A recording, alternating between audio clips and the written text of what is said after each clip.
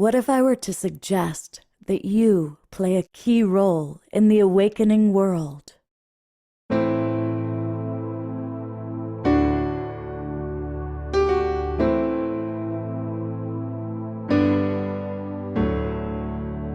that you are watching this because you have heard the call.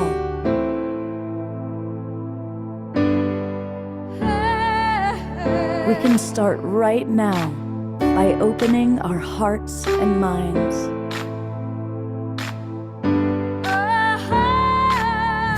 Welcome to the awakening world.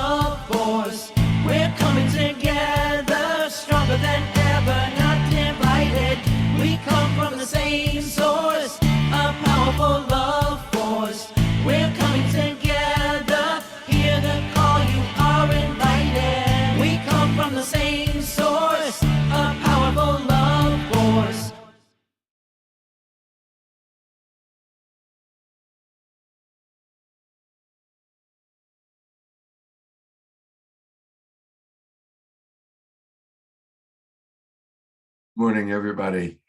Happy Secret Sunday to you. I am your host, Coach Scott Thomas, and welcome to today's Awakening World.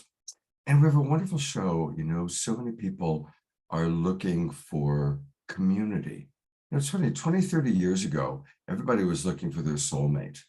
But now most of the people that I talk to, whether they're single or in relationship, are looking for their tribe. They're looking for their community. Of course, Global Peace Tribe is a wonderful online community, but a lot of people are looking for where can they live? And so today's show, we've got the woman who knows all about that. She's been on our show twice over the last 3 years. Cynthia Tina is with us, and she literally wrote the book on it.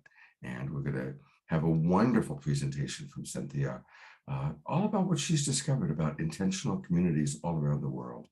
So really looking forward to spending a good hour and a half with Cynthia. Thank you. But before we get started, it is the Sacred Sunday show. And in a moment, Omashar is going to lead our morning meditation and do an opening musical number. So excited about that. Now, I want to welcome, of course, we see a lot of our friends that are in the Zoom room. And thank you, everybody who remembered about daylight savings time. I know that I'm missing that hour listening. But I also want to acknowledge that a lot of you are watching on Facebook. We go out over 135 Facebook groups and pages now. And so if you're watching on Facebook or one of our YouTube channels, maybe Alan Steinfeld's YouTube channel, or you're watching on the Conscious Awakening Network, that's great. But I want to really invite you, come on in and join the Global Peace Tribe. It's very easy to do that. And that way, what happens is when you join, you're going to get the links to all of our shows for the next 4 months, all the way through June 30th. And that will allow you to come on into the Zoom room and interact. You might have questions for Cynthia today, for example, or you might want to practice light touch with us. So there's a lot of wonderful ways to participate, and it's really a good idea to join the Global Peace Tribe. And here's how you do it. Just go to globalpeacetribe.com, and that'll take you, of course, to our website. You can learn all about us and our shows, and then click register for the new season. That takes you to our registration page. And as I said, we do 3 or 4 shows every week with all sorts of wonderful hosts and amazing people. And our topics all vary. For example, on Wednesday night, we had a wonderful show celebrating our sensuality and our sexuality. And we had Annie Sprinkle, a true icon, who joined us. And we really talked about the sex positive movement going back 50 years ago and what's happening with it today with new leaders in the movement like Erika Briones and Trish Wright. Last night's show was delightful. It was so beautiful. It was all about doing everything with love. And we had a wide variety of people, ranging from a Pakistani lawyer and activist to a nurse, to, of course, musical artists, entrepreneur, all about how to really, in an animal rights activist, how do we really do whatever it is we're doing in life with love? What does that really mean? What's that look like? It's a beautiful show. And then, of course, here's today's show with Cynthia Tina, all about finding your community. Again, when you join our Global Peace Tribe, what's also good is you get the links. But on Monday, we send out the replays, the recordings to the shows. So please do join us.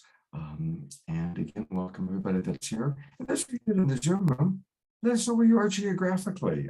Even though I know where it is, Cynthia doesn't know where you are. She's in Vermont, so she'll enjoy seeing where people are coming from. I know that we've got friends from Ecuador to British Columbia and all over the continental United States. So, all right, beloved brother Omoshar is going to do both the meditation and the opening song. So thank you, my friend. Yes, well, with the time change, I actually got myself up an hour early, and I thought, let's get prepared, because we always expect the unexpected. So namaste and aloha, everybody. Happy Sacred Sunday, and I hope you're feeling whole and ready for a beautiful day of inner sacred dialogue. And so let's just, little crystal heart here, let's just start by putting our hands on our hearts and taking a few deep breaths, and let your eyes soften and let the tension go from your jaw and your throat. And with another deep breath, free the tension from your chest and your abdomen. And begin to let that gentle breath of life flow through your body, a gentle flow, the river of life, and be at peace with yourself. Let your mind have a vacation today and let go of all anticipation and all expectation. I am love. I love the source of all creation above all else. My neighbor as myself, and myself as an awakening conscious being. I am wisdom. I distinguish what is breaking down from what is breaking through. I let go of what is breaking down. I am faith. I know there is a perfect design of creation. Each of us is a vital element in that design. I know I am now acting in perfect harmony with that design. Deep breath. I am courage. I know that I am not working alone. I am surrounded by mighty companions upon this earth and in the universe beyond. And together we work towards our inevitable awakening. Another deep breath. I am patience. The timing is not in my hands. I live in eternity and I act in the present. I am fulfilled. I surrender all need to know the timing and I act in joy. I am power. To the degree that I empower others, I am now empowered. And I am surrender. Not my will, but thy will be done, on earth as it is throughout the cosmos. Namaste.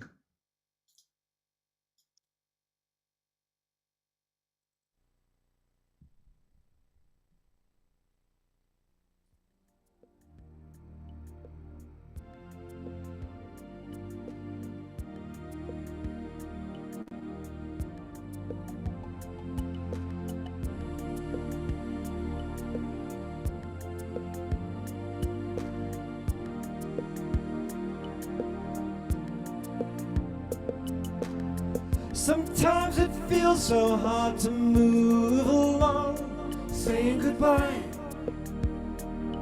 to yesterday. Take heart, my friends, there is a new song bringing us back to our homelands. When something troubles you, just call out my name. I am the one who loves you. Be be still within.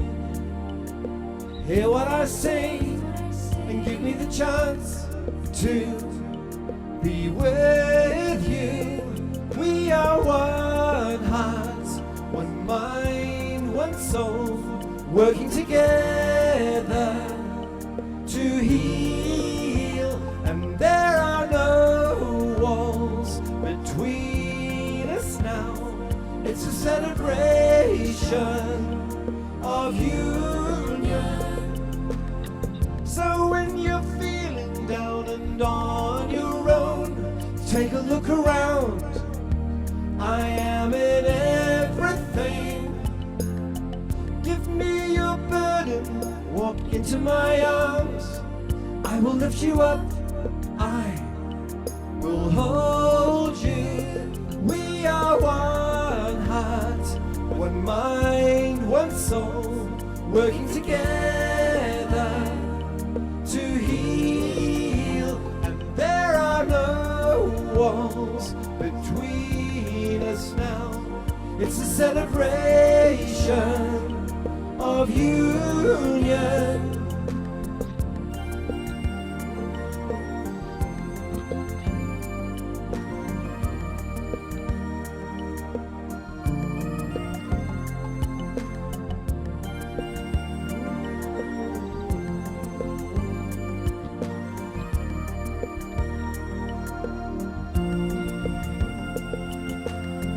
We are the ones who hear the new voice calling us home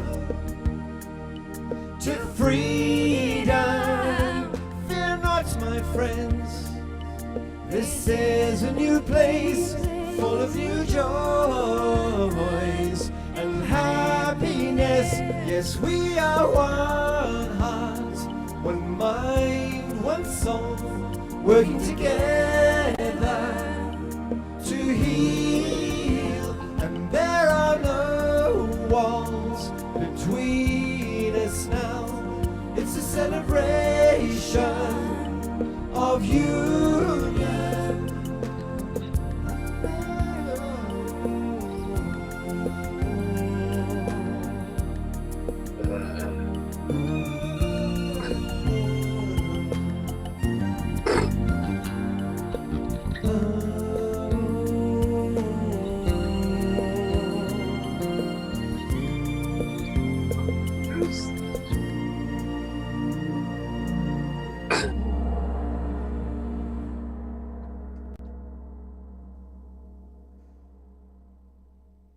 Let's all go to twinkling mode. Let's give him some good love and twinkles for a beautiful meditation. Better together. Yeah, that was a phenomenal meditation. It was a hybrid of one of my meditations and words by Barbara Max Hubbard, which I wove throughout the meditation. So it was very powerful. And I felt that I was honoring her. And she sort of has what we know she does. She still has a voice in this world. And so thank you, namaste, and let's carry on. Oh, thank you. Well, I want to remind everybody that you can support Omashar by going to his website on Bandcamp. Omashar.bandcamp is where his albums live, and we definitely can support him that way. I'm part of the Unity Earth program, and every Wednesday we have a show that Boulder puts on. And somebody played Barbara Marx Hubbard's speech that she gave at the Democratic National Convention decades ago. And it was, she was running for vice president. It was the year that Walter Mondale and Geraldine Ferraro got the nomination. And it was really powerful listening to Barbara speak and being reminded of just what a visionary she was, and everything. It's true. It's truly amazing. She has been, the last 2 decades has been in my consciousness somewhere, and her verbiage, there's a better word than that, is profound. Even from 30 years ago, you put it in today's context, and it's so relevant. Yeah, absolutely. Well, thank you very much, and of course, we will have more Omashar happening in a little while. All right, I'm going to introduce our guest. I'm so glad that she came back. This is, of course, Cynthia Tina, And many of you remember her from before, but a lot of you, this will be new. And she's the co-director for the Foundation for Intentional Community. And she works at the heart of regenerative community networks. She's dedicated to creating change by uplifting examples of our future world unfolding. She's the co-director of the Federation of Intentional Communities, vice president on the board of trustees at the Global Ecovillage Network, coordinator of the Day of Sustainable Communities in North America, and a freelance consultant. Yes, she's definitely somebody that you can consult with to find out about what community you might be looking for that she's aware of. She has traveled to over 100 sustainable community projects across 4 continents, excuse me. And her passion is supporting community projects to flourish through strategy consulting, marketing services, and group facilitation. I mean, you really are the probably most knowledgeable person on the planet, Cynthia, about intentional communities. We're certainly right up there. So thank you very much for being with us today and sharing some Sunday morning with us and sharing your wisdom with us. Thank you so much for having me, Scott. It's really great to be back. And hello, everyone who has joined. And thank you so much for that meditation and song. I'm just feeling completely relaxed and present and looking forward to our time together. Yeah, me too. Isn't it wonderful to watch everybody kind of moving and getting Yeah. going? It's really sweet, especially when it's Sunday morning and a lot of us are on the West Coast where it's a little bit earlier and we lost that hour of sleep. So I know you've got a really beautiful presentation. And so I'm going to ask Cynthia to kind of go right into it. And then we will take questions. And then at the very end of the show, we're going to do some light touch together. Definitely, I will be keeping track of questions in the chat box. And again, for those of you watching on Facebook, come on into the Zoom room, just join Global Peace Tribe and come on into the Zoom room so I can catch your questions. And I'm going to turn it over to you, Cynthia. And thank you. Yeah, sounds good. And I really do welcome questions. I'm looking forward to hearing what you all are curious about in this wide topic of intentional communities. All right, so this is my presentation on finding your community, and I'll be talking about a wide variety of intentional communities. It really is a big umbrella. I'll be defining exactly what an intentional community is, some of the benefits of living in one, how you may know if you are a fit for community living, if you are meant to join an existing community, maybe start a community, or just go and visit communities to get inspired by them.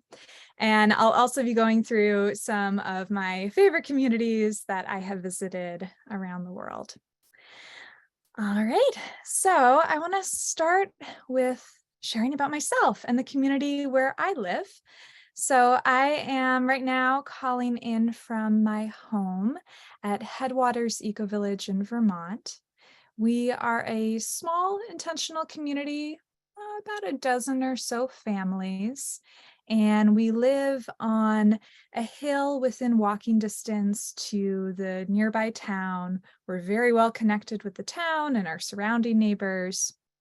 And as you can see, we have this lovely garden that I would say is really the heart of our community. Everyone who lives here helps with tending the garden and enjoying the harvest. And we do have very extreme seasons, so I've included a photo down below of what the community looks like more this time of year, with 2 feet of snow outside. And even though we have a lot of snow in the winter, we still find a lot of ways to connect and gather over the bonfire, a lot of birthday parties. We have so many kids in the community, so I feel like every month there's somebody's birthday to celebrate. And one of the things that makes our community unique is everyone who lives here has built their own home. That is not necessarily typical of intentional communities. Sometimes when you join a community, you'll just be buying or renting an existing structure. But this is one of the reasons why I chose to live in this community, is because it's been a lifelong dream to build my own home. So I'll show you some more photos. This is my house, still in progress. This is a photo from the fall. You can see there's a large greenhouse along the southern wall. So this is more of a passive solar design, loosely based on a Earthship model, which is a sustainable building home technique. But I've adapted it for this climate where we have much more cloudy and cold winters. And you can see in this photo, I'm using a lot of natural building techniques on the interior, including hempcrete and light straw clay, and slip and ship, which is clay and wood chips, which we have a lot of woods in this environment. So it's very suitable to that. Cynthia, congratulations. Thank you. That's really cool. Yeah. It's Wow. been 3 years in the making. Has taught me so much about hard work. But yeah, I'm really glad I'm living in it finally. Wow. Yeah. So these are similar photos. And one of the cool things about getting to do this in community is that I have neighbors all around me who have also built their own home. And there's so much knowledge sharing and sharing of tools and building materials. So this is actually a photo here of a neighboring intentional community about an hour's drive away here in Vermont that came one day to help me with some of the building. It's a lot of inter-community collaboration.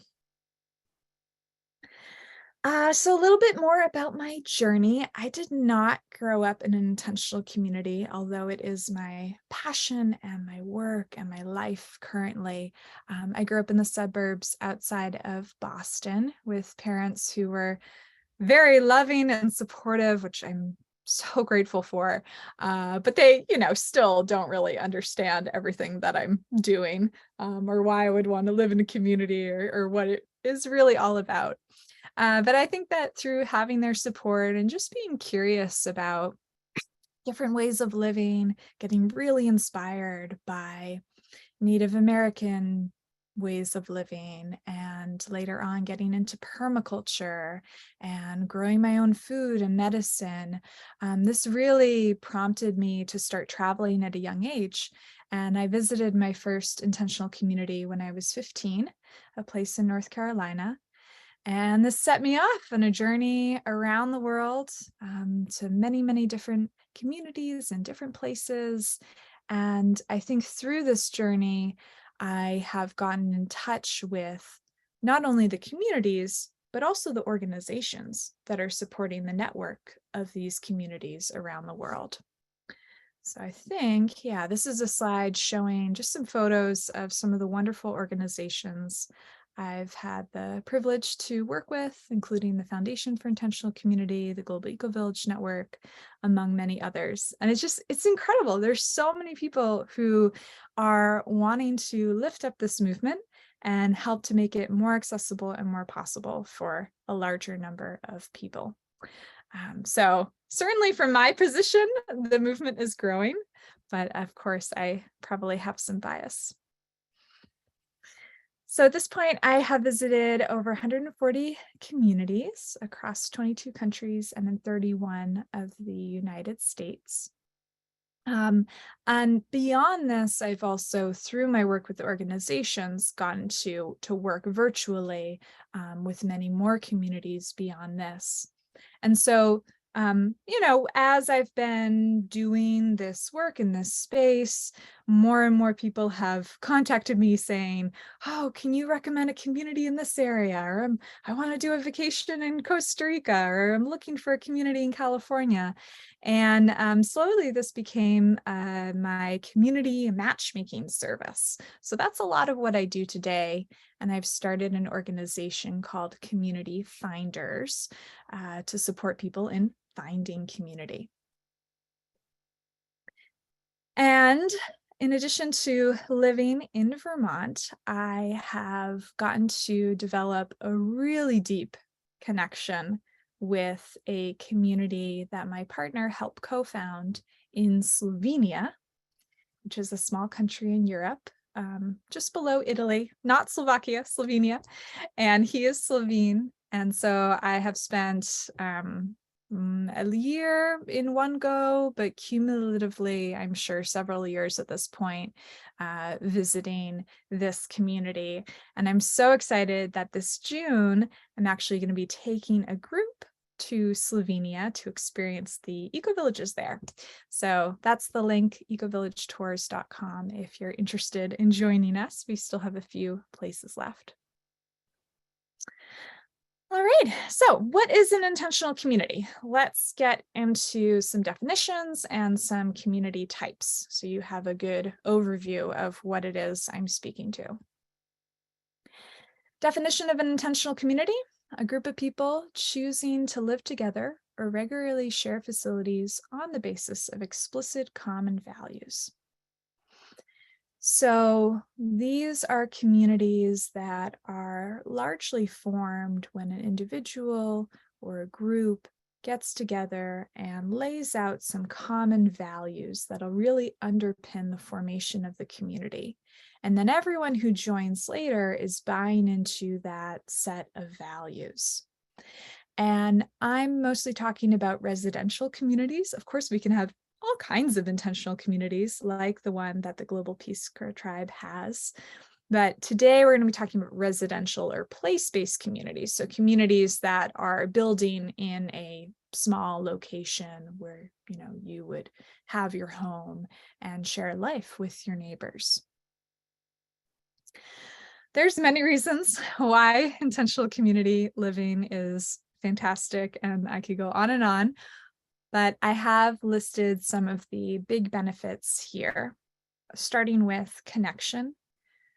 Even before COVID, we had a loneliness crisis, especially in the United States, where, you know, so many people are living in isolation, not feeling connected to their neighbors, and that has some pretty serious health impacts. So intentional community living is kind of like going back to how humans were designed to live evolutionarily as a species in small, close-knit social circles. And that has a lot of benefits for our social and emotional and mental health. So that's a big reason. I put that at the top. Beyond that, there's sharing resources. You know, we don't all need to own our own lawnmower, let's say. We can share things that enable us to live more lightly on the land. And that is, of course, more sustainable. I will put a caveat here, because sometimes people think maybe there's all kinds of stereotypes out there about intentional community. And one of them is, oh, if I join a community, I need to give up all of my belongings and everything is totally shared. Most intentional communities these days, the modern intentional communities, are really based on having a large degree of privacy and independent ownership, with the benefit of common land and spaces and facilities to enjoy.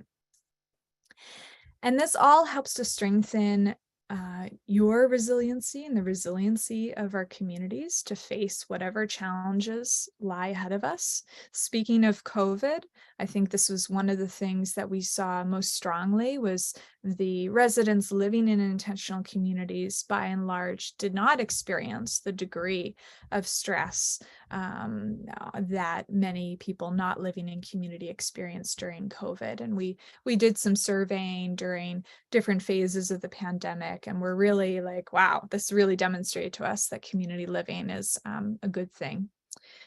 And you get that support. You know, having someone to go to when you're having a rough day. You can go and knock on your neighbor's door.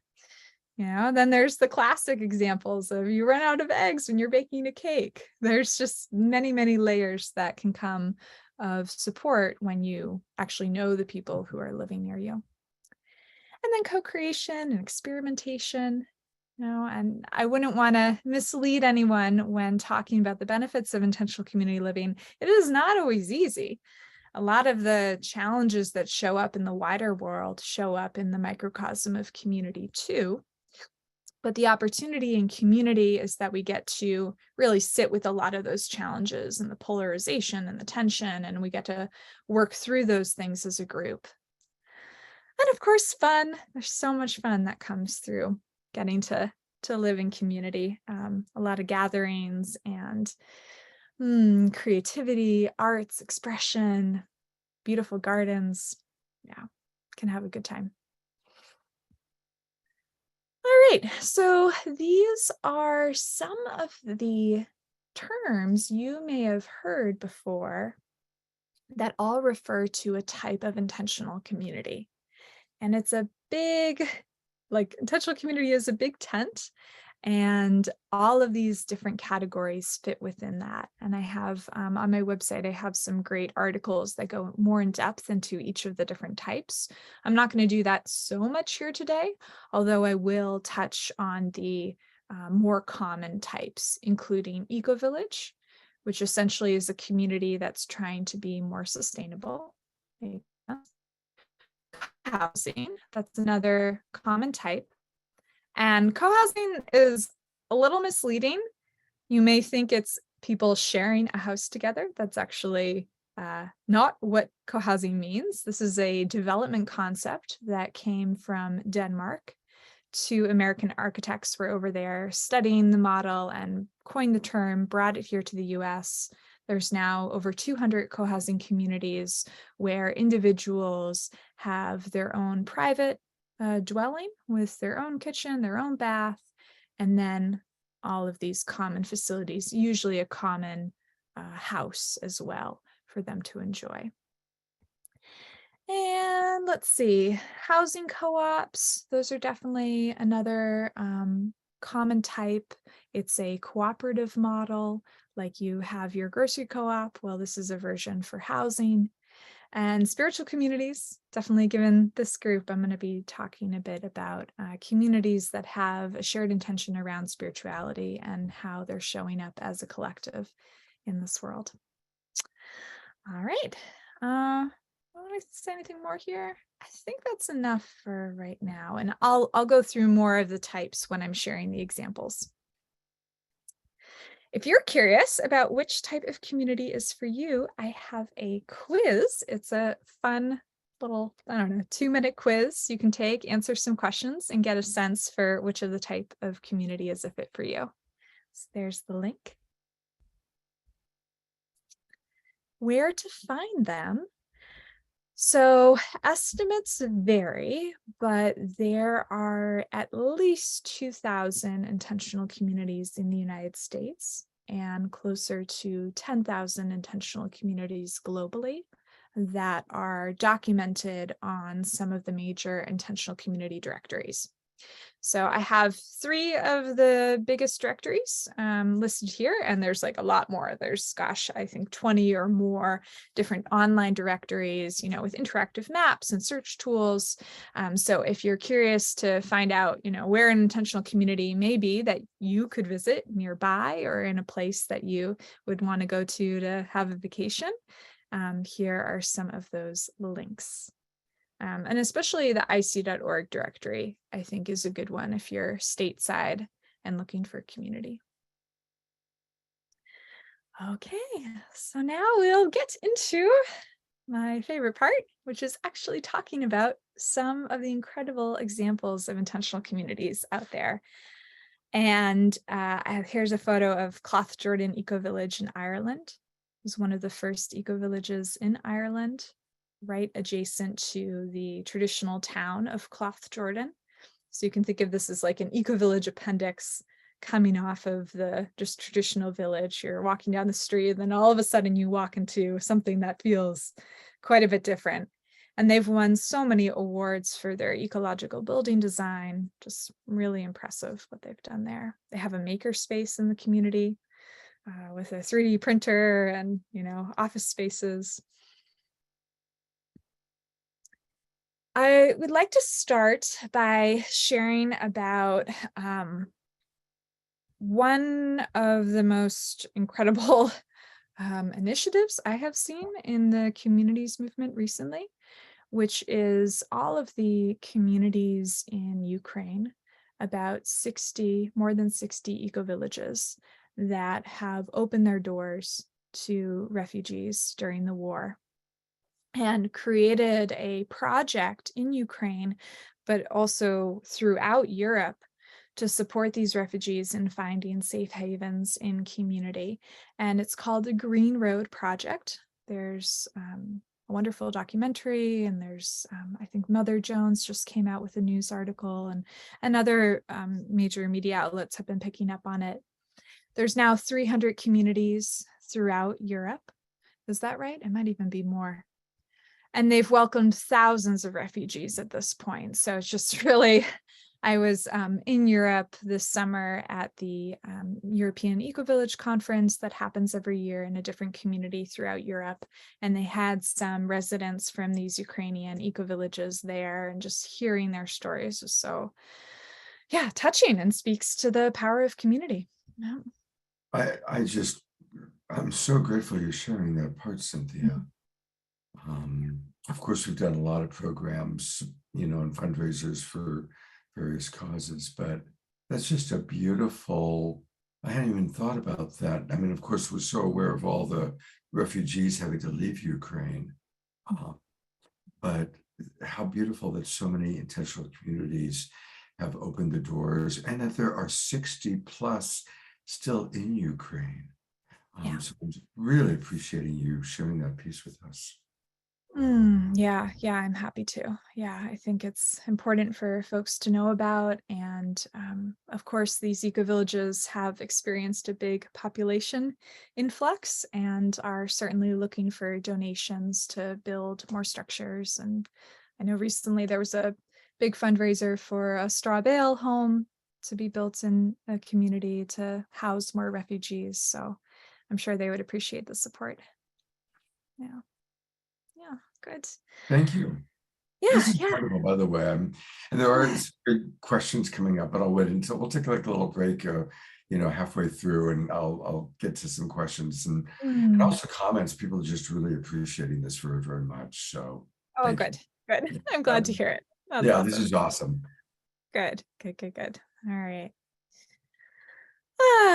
Well, the next community I'd like to share is perhaps the largest intentional community in the world, and that is Oroville, also known as the Universal City in India.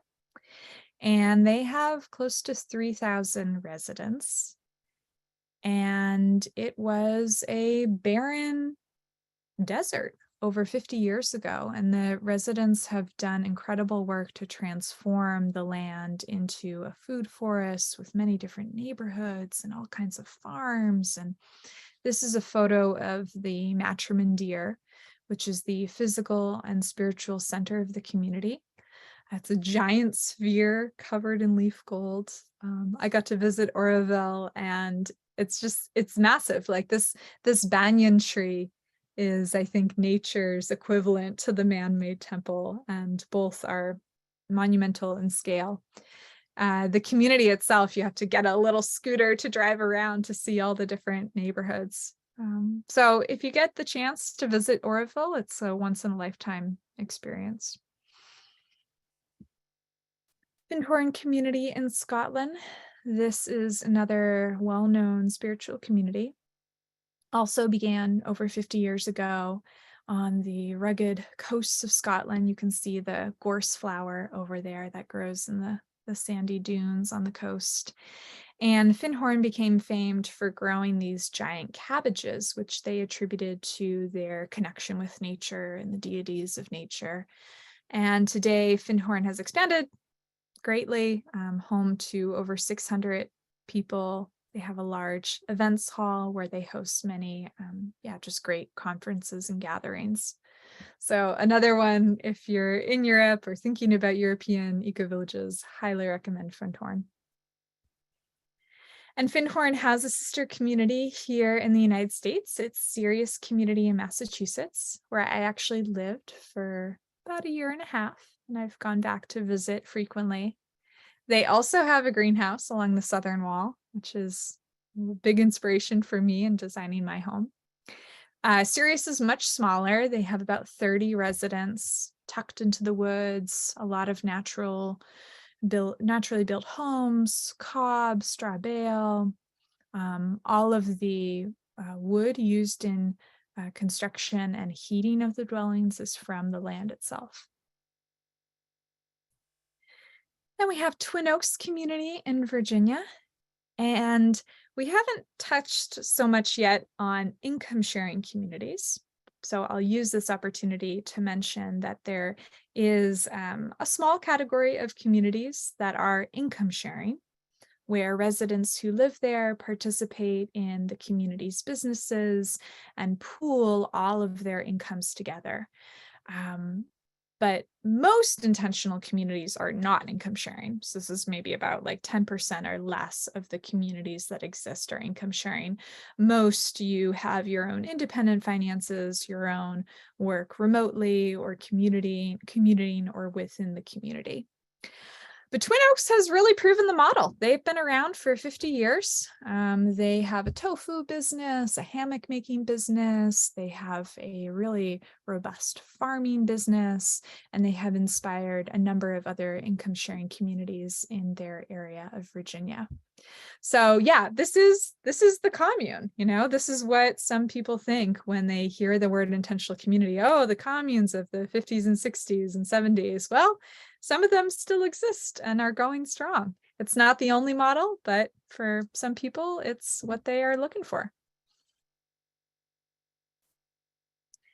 Then we have Ecovillage at Ithaca in New York State, a little closer to where I am. And this is the largest ecovillage in the United States. Around 500 residents living in 3 distinct neighborhoods, which are co-housing development neighborhoods. To use some more terms here. So this is an ecovillage and a co-housing community. And they are about a 10-minute drive to the city of Ithaca, surrounded by all this beautiful forests you can see, and also farms and gardens. And again, they have won many awards for their ecological building design and do welcome people on tours.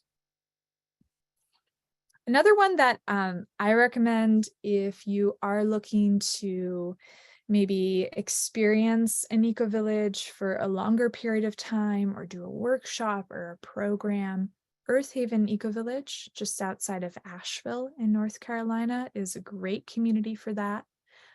I lived in the area not too far away from them for several years and really got to know this community. They have wonderful natural buildings, gardens, all the things that you might expect from an ecovillage, and around 100 residents at this time. I'm going to come in for a moment. There's an interesting thing. Actually, just stop it for a moment because I want to share a couple questions and but about Asheville, North Carolina. I have a very good friend named Daniel Schmachtenberger, who works for, he's employed by a global think tank, and they're very well funded, and they're all about coming up with solutions for the world. And they spent tens of thousands of dollars exploring the safest places to be, given all the different considerations, climate change, probable natural disasters. And they determined that the safest place in North America is projected to be Asheville, North Carolina. So really? When I saw that, and Daniel's he's like a serious dude, and the people he works with are serious, and they've really been investing a lot to explore that. So when I saw that, I just felt like I had to jump in and share that with you. Yeah. Wow. Yeah. There's several intentional communities around in Asheville and around Asheville. It's definitely a thriving hub for all kinds of alternative movements, not only community living, but certainly that. So it's interesting. And Daniel went into just a few of the details with me. It's high enough so there's no mosquitoes, there's no flooding, there's no hurricanes. They don't have a history of earthquakes. It's wildfires occasionally happen, but it's fairly rare. It's a very temperate climate, very good for agriculture. So anyway, it's kind of interesting. Yeah. There's also a couple of questions I think I just want to get into right away. Let's do it. And then you can integrate that. But we're wondering about kind of medical freedom, with COVID, how many communities, demanded vaccinations or not. So the whole medical freedom question has come up. And then also is just the question about income, like, what levels of financial contribution. Now, of course, obviously it really varies, but I felt like those were two questions that came up. And then the third one was about schooling. Is it all homeschooling? So schooling, medical freedom, and kind of income necessary or financial necessary are three questions that I think would be great to tackle. And then we'll get back to the slideshow.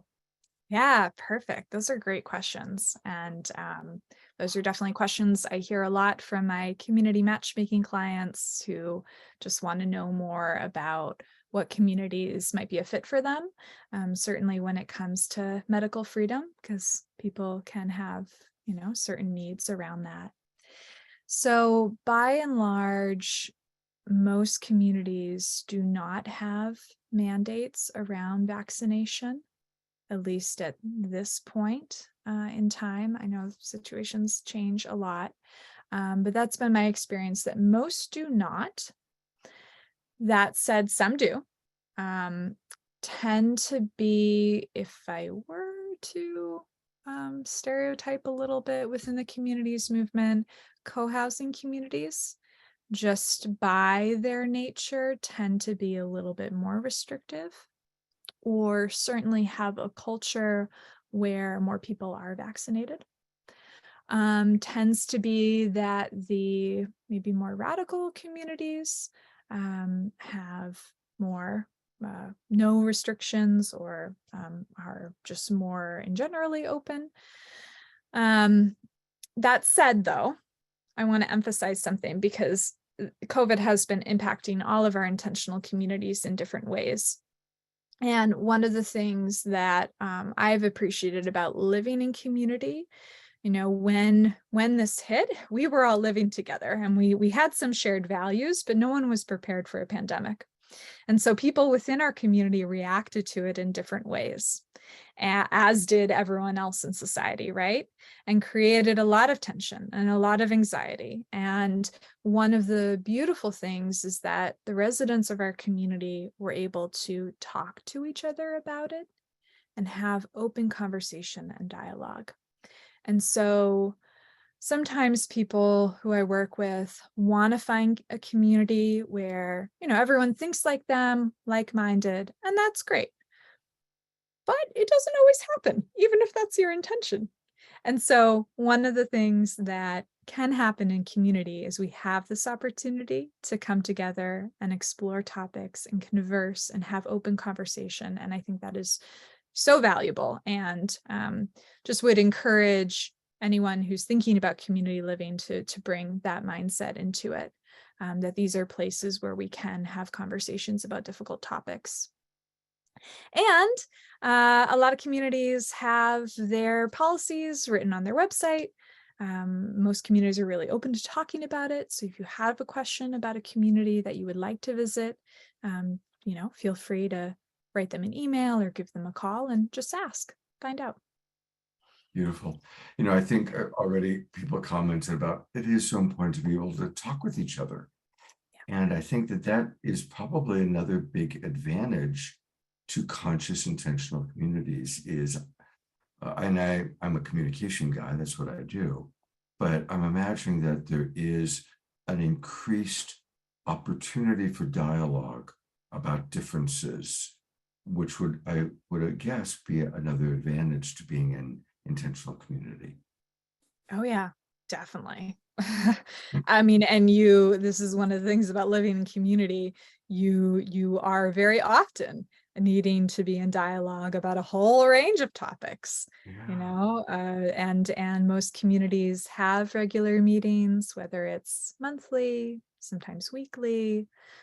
So yeah, you're in the room with your neighbors talking about all kinds of things, child rearing, buying more chickens for the next season, harvesting wood. I'm just thinking of things that we've talked about in our last meeting. So beautiful. Yeah. Well, thank you. Mm-hmm. Okay. Finances, schooling. Schooling, great.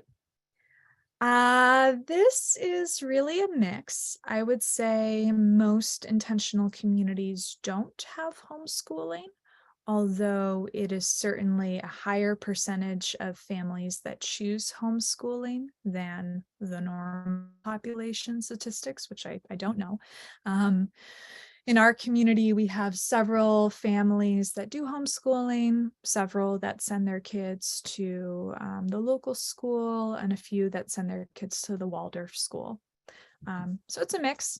Some communities, though, have more of a focus on schooling and may even have, a homeschooling co-op within the community, or even a more well-established proper school with their own, nature philosophy or whatever schooling freedom philosophy that they hold as a community, and then they can really do that in a much more organized way within their groups.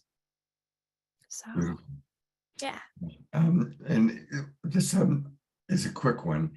J. Mayer asks, internet, plumbing, electric grid, most communities have those basics, I assume. Yes, definitely. Yeah. Yeah, it's funny, it's either the kind of misperceptions I hear are either like a hippie commune off in the woods, like totally completely off grid, no modern amenities, all the way to, oh, intentional communities are gated neighborhoods for the privileged and only the super wealthy get to live there. So it's really a mix. I would say the reality is somewhere in the middle for most communities. Yeah. Great. Mm. Beautiful. Thank you. I think that covers the I mean, there were other smaller questions, and I'll scan again. A lot of people are beginning to also put up communities that they're familiar with, like Jimmy Sweet. Twyman's community. Jimmy's been on the show a few times. But I think let's get back to the power. Okay. Thank Do you want to do the income financial question? Oh, yes. Thank you. Thank you. Yes. Yeah, so again, it's a mix. And I'm not entirely sure I understand the question, but I'll just say again that most communities are ones in which you would come into the community with your own resources, either having a job or maybe you're retired, and you would be sustaining yourself while living in the community, unless the community, and there's just a few that are income sharing or maybe have a business like a retreat center or a education center that you would be employed in through living in the community. But most communities, you bring your own finances. Often you're looking at either renting or buying a home or land. And it really varies in terms of the cost. You can have an urban or suburban co-housing community that's at market rate or even above market rate because it's a really desirable place to live. And it may seem expensive, although you do need to keep in mind all the pluses that you get through choosing that option versus a house just on the normal market. You get all this benefit of community and shared facilities and resources. And then you can have communities that are much more affordable, especially in more rural areas, or communities that have a focus on being affordable, like a housing cooperative or a nonprofit or a community land trust, which is probably my favorite model. And these are types of communities that are intended to be permanently affordable, which, as we know, we have a housing crisis right now, and finding affordable housing is just increasingly challenging. So I'm hopeful that communities can be one model for how we can address that. Beautiful. Thank you. Well, here's a quick one. What happens when someone turns out to not be a good fit? What happens when you get somebody who's just, Yeah, and it happens, certainly. So hopefully any community that you would be considering joining or starting would be one where there is a good membership process in place. It's an iterative process. You start out by going to visit, feeling out the waters. I often equate finding community with building a relationship. Like you could think of like a marriage or dating someone. You start out, you go on the first date, and you have the courtship phase, and you deepen into commitment and trust. And so it's a slow process. Some communities, it could be a full year before you're a full member of that community. It does depend on the type of community to a large degree. So hopefully if a community has those systems in place and a good vetting process, it's more likely that you would feel it's a fit and the community would feel it's a fit before you sign papers and move into an actual community. It does happen, of course, that people aren't a fit for a variety of reasons. And again, most communities have a process for expulsion if it comes to that. And usually it is, again, an iterative process of having a conversation, trying to work things out, all that conflict resolution skills are at play. And most communities will have a policy for how that happens. And then, for example, in our community, I think our expulsion process, because we recently rewrit our bylaws, so it's top of mind. We have a consensus process, so it needs to be 100% consensus of everyone in the community minus the party in question for that individual to be asked to leave. And there's a hearing process and a lot of conversation that would go into it. Well, that leads to a question that Eleanor George just asked about governance. How often, and again, we recognize it's a wide variety, but how often is governance majority-based? How often is it a small board? How often is it a charismatic leader? Tell us about the variations and commonality about governance. Yeah. Yeah, it is tough to do commonalities. One thing I'll say at the get-go is, who was it? There's someone who's well known in the communities space, and this person was asked, what's the best decision-making and governance method in a community? And his answer was, whichever one works for the community. It's not a one size fits all. It has to do with the culture of the community and what they're comfortable with and what actually on the day-to-day functions. So most intentional communities are not a rule of one. That might be more of a cult scenario. I think some communities can unintentionally default into that model if they have some power dynamics that haven't been fully examined, especially if one person or a small group or a couple owns the property, owns the building or the land. That's like a really tricky situation. Most what I would describe as healthy communities don't have that. They have a more participatory model. Usually it's not voting, although voting can be a default for communities. And that's what we're all familiar with, in our democracies, we vote for our president, and that's how it happens.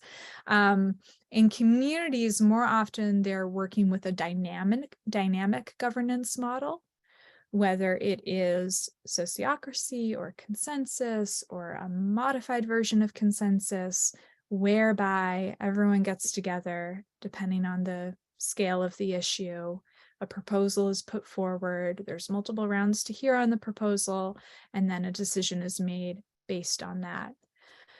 And then, of course, if the model of the community is a nonprofit or a land trust, then sometimes it can be a board who is a smaller subset that's making a decision. Or often a larger group will give decision-making power to a smaller subset just for more efficiency of making decisions, like giving to a committee. So yeah, it's complex, but in general, most communities have a participatory decision-making process that hopefully works for them. Right. Thank you so much for answering these questions. This is really, really helpful. Thank you. Yeah, I really like everyone's questions. Thanks for asking Um, them. and Susan's asking if you will be discussing tiny house communities. I don't know if Ooh. that's part of your presentation, but if not, then maybe you could address that now. Yeah, I didn't include a slide on tiny house communities, but there are a growing number. And even if it's not a tiny house community where every house is a tiny house, there are a lot of communities that embrace tiny houses in rural areas, but also in the city. I've seen a lot of intentional communities that'll put tiny houses in the backyard and do urban infill, which again is helping with the housing crisis. There is a website, searchtinyhousevillages.org, and that is a directory for tiny house communities specifically, if that's something that you're interested in. If you have a tiny house that you can bring to the community, or you're interested in buying a tiny house within one of these communities, search tinyhousevillages.org. Great, thank you very much. All right, well, if you've got a few more slides you want to share, let's go there. Sure. All right, let me get back to the presentation. Okay, so we were talking about communities near Asheville. And another community, if you're looking for one that you could easily go visit, Dancing Rabbit Ecovillage in Missouri is a great one. They have a wonderful visitor program. You can either do a 3-day, a 1-week, or a 2-week visitor program. And Dancing Rabbit really walks the talk in terms of their ecological sustainability. There have been numerous studies that show that this community has like a fraction of the carbon footprint that the average American has. And in part, it's thanks to their car sharing program. So when you live in the community, you have access to one of the community's many vehicles to take out to drive, but you yourself don't necessarily need to own your own car. And because they're in such a rural part of Missouri, there's no building codes, so they can build all kinds of crazy cob structures and, super sustainable natural buildings. Canticle Farm in Oakland, California. So this is an urban community, and I'm just really impressed by what they're doing to incorporate marginalized groups into their community project, especially the formerly incarcerated. They have a whole program within the community where they provide housing and work and opportunity to individuals who were formerly incarcerated. And it's like you're on the city street in Oakland, and then you walk down an alley past a house, and then all of a sudden in the backyard, you're in this permaculture oasis. It's incredible what they're doing to transform this part of the city. And a similar model on this topic of using intentional community as a force of good in terms of how we think about housing and land ownership, I want to highlight the cooperative community of New West Jackson in Mississippi. They have been buying up dilapidated homes in different neighborhoods, and as a cooperative, selling them or renting them out to individuals to become part of their intentional community, and again, making them much more affordable than they would have been otherwise. All right, so now shifting into some more spiritual communities, Lama Foundation in New Mexico. This is a community that is embracing of a wide variety of spiritual traditions. Lama is known for welcoming in teachers from around the world. They're located in the high elevation of New Mexico, but really beautiful courses and programs. And they have is it a season-long or a year-long internship apprenticeship program that I highly recommend if anyone's interested. And I think this is the last community that I want to touch on, which is the Camp Hill Communities Network. And this is a network of over 100 different communities in the United States and in Europe. And it's for individuals with special needs. So this is a community for people who have and don't have special needs, who live together, work together, run schools, do jobs. And again, it's so impressive to see models of community that welcome in and like truly create an inclusive home for some of the most marginalized members of our society. Yeah, I got to visit a Camp Hill community in New York State and a few in Denmark, which is really where this movement took off. And yeah, beautiful. Oh. All right, I think, oh no, I have some more, good. Queen City Co-op in Denver, Colorado. I got to visit them last week. My family is in Denver, so I got to go out and visit. And I tried to visit, as I always do, as many communities in the area as I can. And this one is very impressive because they have fought for years and had some success. They could have more success to change some of the restrictive zoning policies in the city of Denver that really limit how many non-related adults are allowed to live together. Because in some cities and even rural areas, it's restrictions make it impossible to do intentional community. And a lot of these policies have a legacy, as I learned when I visit, they have a legacy that's rooted in trying to segregate poor families who are more often likely to want to live with non-related adults. It was, it's discriminatory policies that need to change.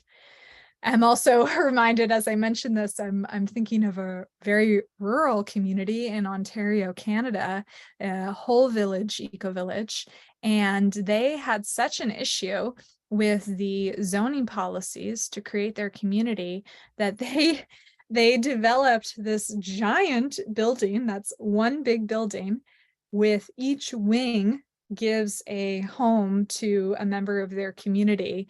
But because it's all under one big roof, instead of multiple separate dwellings, they were able to make the community possible. But the government was so against having multiple dwellings on the same piece of land. So all kinds of hoops and hurdles that communities can have to go through to make their project happen. But it's setting precedent, yeah, and it's paving the way for more projects like this to be made possible. Cynthia, there's a couple of questions that I'd like to ask. Are there any communities based on focusing on humanitarian work? Yeah, there are quite a number, I would say.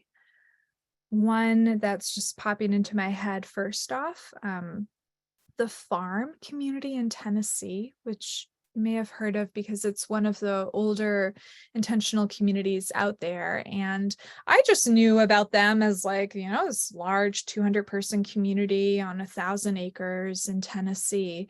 But I recently did a virtual tour with them and I found out that they are doing really incredible humanitarian work around the world. In urban areas. I think it's in Uruguay where they're doing most of their work. So that's one that I would highlight. Another network that comes to mind would be the Catholic worker communities. This was a network started by Dorothy Day of like Catholics and Christians, but also non-Christians. And their whole focus is service-based. Each community does a specific service-based project in the region that they're located in. So that's a network of hundreds of communities throughout the United States, especially. Stopping you just so we can see more of you. And then Margie's asking, are there any over 55, in other words, communities for people 55 and over that are not based on farming? In other words, where people over 55 can participate, but not necessarily be. Great. I'm so glad you asked that question because there are a number of them. And it is, I think, a wonderful option for people who are over 55 who don't want like the typical retirement community. They want an intentional community where the residents are the owners and make decisions together and kind of, run the community itself, unlike a typical retirement community. So some examples could be Earth Spirit Community. I think they're in North Carolina. Elderberry Community. I like the name of that one. That's They're great. also- Yeah. Yeah. I think I have a slide for this one coming up. If you're looking for an urban community, PDX Commons, they're in Portland, Oregon. And there are some directories of senior, we call them senior communities. One would be SAGE. SAGE is the acronym. Am I gonna remember the acronym, what it stands for? Probably not. But the SAGE Senior Community Alliance, something like that. Yeah, and there's a few other ones. I have on my website a recent article all about senior communities and the difference between them and intergenerational communities and how to know which might be a fit for you. That might be a good segue because, of course, I want to promote you and your website. And so let's do that right now. And then you can show us where we can find that article. So to work with Cynthia, her website is her name, CynthiaTina.com, CynthiaTina.com. And I actually have a new website as well that'll have more resources. It's CommunityFinders.com. all right, let me go there right now. Yeah. So that's the better one for us to go to. I think so. Yeah. Okay. CommunityFinders.com. There we are. All right, let's take a look there. I'm going to put this into the Zoom room. So for those of you watching on Facebook or YouTube, it's CommunityFinders.com. Oh, and there's a free quiz. So that looks like fun. Tell us, guide us around this website. Yeah, well, the free quiz is a great place to start. That'll give you a sense of what type of community is a fit for you. And then all of the articles and resources are under the blog section. So if you, go to the blog, that's where you can see the recent article. Are you too old to join an intentional community? Definitely not. So you should read the article to learn more about that. And I have a list of different events that are happening this year related to intentional communities and books. Oh my God, this is fantastic, Cynthia. Yeah. What a beautiful resource. Yeah. Well, I mean, Thanks. look at I'm going to read some of the topics in the blogs here. 14 intentional community gatherings you won't want to miss. 40 best books about intentional community living. 10 of the best eco-villages in the world for sustainable travel. Intentional communities, a beginner's guide to life in cooperative culture. Visiting intentional living communities, advice for first-time visitors. 7 tips for contacting an intentional community to ensure a positive response, and a free template. Types of intentional communities, your insider guide to 15 of the most common types. 6 steps to find your home in an intentional community, and 21 intentional community directories to expand your search. Gosh, this is beautiful. Thank you.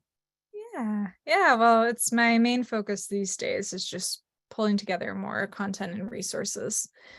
And then everybody want to make sure, put in your name and your email address and sign up to get news from Cynthia.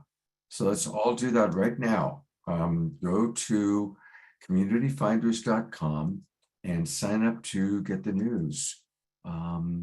I'm most interested in, I'm going to say, learning more about intentional communities. There we go. So you have to click one of these. There we go. Okay, I've joined. And now back to Cynthia. Anything else you want to point out about your new website? I think that's everything. I did just put the correct link to the SAGE website in the chat. And that, along with some other community directories, are listed in that blog article that has all the directories. Thank you so much. It's wonderful. Now, can people book appointments with you one-on-one as a consultant? Exactly. Yeah, that's the community matchmaking service. You can also find that on the website. And would be happy to help any of you if you would like advice or recommendations for communities that could be a fit for you and your values and your lifestyle and what your vision for community is. Beautiful. And is the best way to contact you through your website? Yeah, that's the best way. And I will respond. Okay, beautiful. We've got about a little less than 15 minutes left, but we will want to have a closing song with Omar Shah and a couple of announcements. I also thought it might be kind of fun if Connie and Andrew turn their camera on. I'm going to introduce you to two of our regulars who are creating an eco village. So Connie and Andrew, if you turn your camera on, I'll introduce you to Cynthia. Are there some final thoughts or more slides you want to share? I don't know if I should do more slides. I think I could just wrap things up with some final thoughts. Okay. I want to encourage all of you to consider intentional community living as a possibility for you. Go visit one, get inspired, check them out. And even if it's not in the cards for you to up and move to a community, at least learning more about these places and seeing what you can do to foster more community wherever you're living right now. My aim isn't that everyone needs to go and move to these places or start a community. It's just that my hope and dream is that someday these communities are just considered the normal, that everyone has strong relationships with their neighbors and feels that trust and connection and support, feels more purpose in their life. So it doesn't have to look one specific way. Just want to encourage you to avail me as a resource, and I'm wishing you so much support on your community journey. Beautiful. Okay, well, I see that Andrew and Connie have turned on the cameras. These are two of our dear friends, and they are our newlyweds after 20 years of living together. They finally got married a couple months ago. Connie and Andrew, you are both on camera with Cynthia. And Andrew, tell her you have an eco-village you're building. So do you want to share a little bit about that? I would be happy to, Scott. Thank you. And Cynthia, wow, just beautiful. I could not. I mean, we have major other stuff we're committed to on Sunday mornings. And once we heard about this, it's like, oops, sorry, Connie went and did some of the, hey, Connie, there you are. So as you can tell, we're joined at the hip, but we have separate Zoom possibilities. So just in a nutshell, and Scott may not really realize this, and if you go to the link I put on the website, and I'll put it in again, the idea is to build a network of replicable, think of that word, you can replicate them, eco-villages, because I believe, and I'm a climate scientist, and a lot of my climate colleagues foresee a huge issue of climate refugees, people who need new housing, new jobs, new communities. So the idea is to create ones that can actually be replicated. So it starts out with a 10-acre prototype. There's a link in the chat to that. And it does all of the things you're talking about. I'm very aware of, we live at Sunrise Ranch in Colorado. We're very aware of Hummingbird, for example. We're part of that family in New Mexico. Very aware of Llama Foundation, going way back to the farm in Tennessee, on and on and on. I have not lived in these communities for long periods of time, with the exception of the one we're in right now, which is Sunrise Ranch, which is a big learning process. When I first broached the idea to Connie, she's like, I do not want to live in a community. But guess what? Man, we love it. We love living in a community. So I could talk a lot about the specific one we live in, which is a top-down governance structure that I would not recommend. And it's very hard to do the communal, everyone is equal, sort of communistic, socialistic thing. Tricky. I'm wondering about governance. And